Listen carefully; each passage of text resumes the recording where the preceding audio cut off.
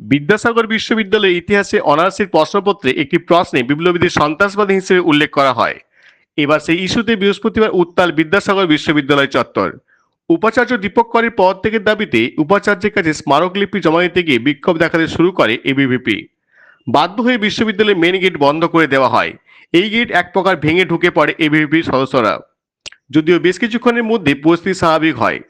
৯ জুলাইয়ের ইতিহাসে প্রশ্নপত্রের বিষয়টি জানতে পেরে পরের দিনে বিশ্ববিদ্যালয়ের উপাচার্য দীপক কুমার কর সাংবাদিক বৈঠক করেন। প্রথমেই অনিচ্ছাকৃত এই ভুলের জন্য নিঃশর্ত ক্ষমা চেয়ে নেন।